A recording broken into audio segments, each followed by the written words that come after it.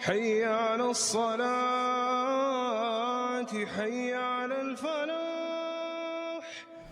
And one of the greatest symbols of Islam is the Adhan. It's something that everyone hears whenever they go to the Muslim world and is associated very closely to the religion of Islam. It's also the summary of the entire religion, as it begins with praising Allah and then uttering the testimony of faith, and it's announced publicly.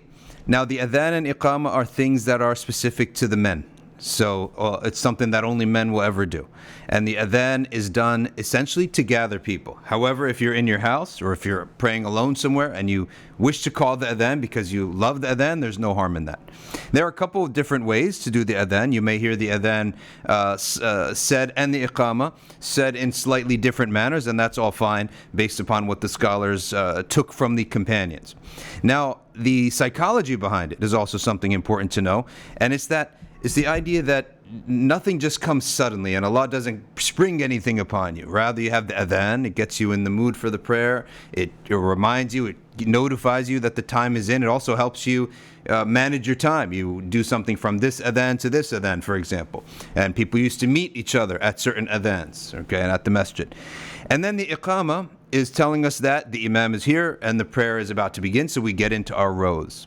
And then the imam says some word of reminder, such as straighten your rows, fill the gaps, turn to Allah with pious hearts, things like this in any language, and that's when you know that this is it. So you ultimately end up with 3 phases of the prayer. So first, let's take a look at the wording of the adhan. Allahu Akbar, Allahu Akbar. Allah.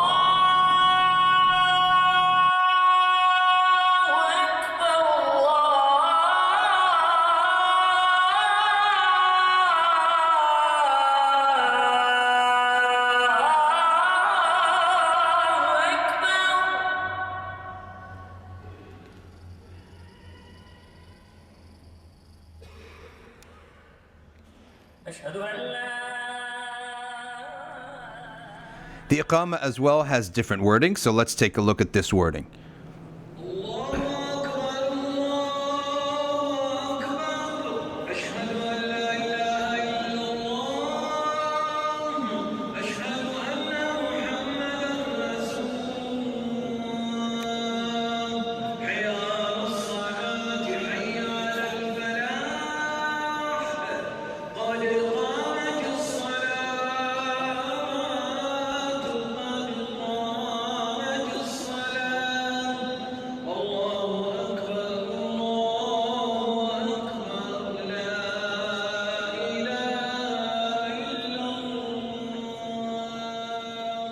Now, as you travel the world and travel different masajid, you might hear different variations of the iqama, and all these are valid, and they're insignificant differences. For example, you may hear qad aqamat as-salah being said twice. You may hear the entire iqama being said exactly like the adhan.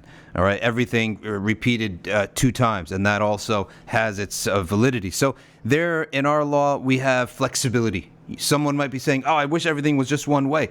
But that's a sign of sort of rigidity in the law. And the Prophet ﷺ, he taught things differently at different times, sort of giving us a hint that there's flexibility. So our religion is firm, yet flexible at the same time. And you don't want something to be so too firm that it's rigid and it breaks. Okay, it's not adaptable, all right? Whereas you don't want something to be so flexible, like, oh, just say whatever, comes to your heart. Then you have chaos, right? So you need some structure. And so what we call this is muruna, which is flexibility. We have firmness, we have structure, but we have flexibility. And the adhans and the iqamat, the different variations, is one of the many reflections of that in the sacred law.